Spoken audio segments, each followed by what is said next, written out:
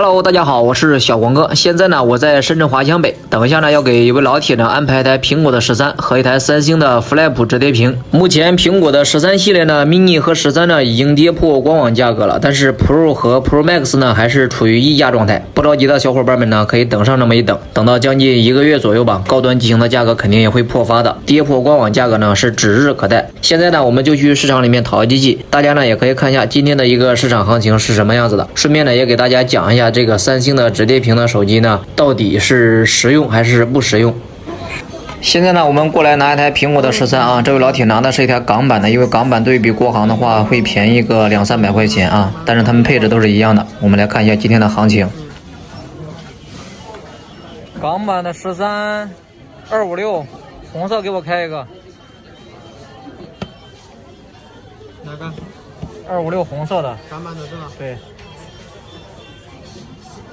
256G， 红色的 256G 13是6255。我们看一下这个大陆国行版的13 256G 的要6500、6700、6400啊，这个颜色不一样，这个行情也是不一样的。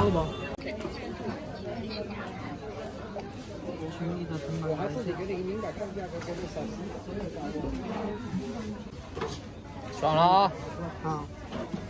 现在机器呢，我们已经开好了啊。这台是苹果的13，红色的，感觉这个颜色和那个当初刚发布的那个彩色的 XR 那个颜色是一样的鲜艳啊。找我拿这部手机的老铁呢是位男性，但是他肯定不会是用这台手机的，肯定是用来送人的。由于港版的苹果手机呢都是全新原封的，它都是原封微激活的，我们这边呢也不用去拆开再去验机什么的。等一会儿呢，直接去给他拿好配件，钢化膜呢、保护套啊，直接都给他安排到位了。现在呢，我们再来拿一台三星的这个上下折叠的第3代的啊 Flip 3代的折叠屏手机，这是那个小折叠的，这也是港版的，港版的都带这个港版的一个发票联啊收据单，也就是说在这有这个单据的话，可以在国内这个官方直营店享受一个联保服务。接下来呢，我们也是要打开一下，因为三星的机器呢，这个是要拆封激活的，但是说里边也都是一些全新未使用的，我们还是要打开机器检查一下机器外观上面的一些问题。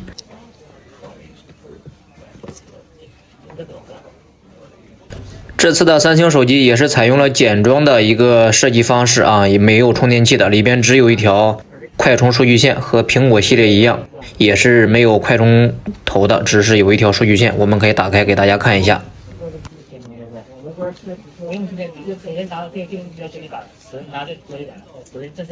接下来呢，我们再来检查一下这个手机的外观以及里边的一些功能，核对一下它里边的一个配置参数，顺便呢也给大家讲解一下这款手机的一个优缺点。这是三星发布的第3代 Flip 的折叠屏手机，采用的是高通骁龙888处理器，支持全网通 5G 网络。这是一个单卡设计的啊，部分版本。那个 Flow 3代呢，国行和港版的话，它是支持双卡双待的。这个小折叠呢，它是这个单卡设计的部分版本。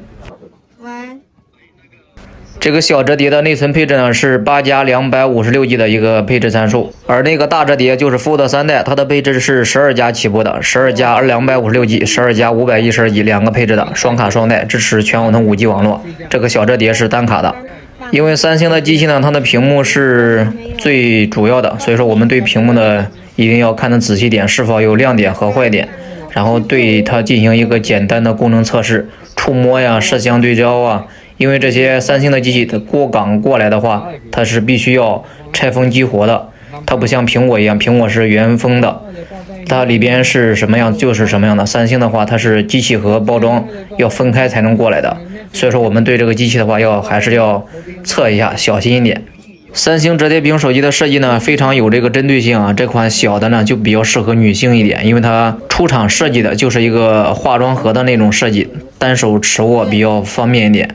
另外呢，它设计呢也比较新颖，像那个大折叠呢适合男性一点，当然了，女性如果喜欢这个的话，确实有点爷们儿的气质啊。像女性的话，用这个小一点的还是比较适合一点的。但是这个手机呢有优点也有缺点啊，优点呢就是这个外观设计呢比较新颖，比较时尚。缺点呢就是它的续航能力。看那个知名的博主有对这个手机的电量做过测试啊，一天要3到4充。如果说你拿它来当做一个主力机的话，我觉得就不怎么给推荐了。如果说女性拿来当一个偶尔用一下，对吧？做一个备用机，还是比较适合入手的。另外一点，像这种折叠屏的手机呢，随着时间和这个使用度的这个增长，它中间的那个折痕也是比较明显一点的。所以说，任何手机呢，它都不是完美的，有优点就是有缺点，但是这样的优点呢，还是大于缺点的。毕竟它带来了一个全新的设计感，给人们更多的一个选择。这款机器呢是港版的，目前市场拿货在6800到6900，对比国行版本的要便宜了将近700-800块钱。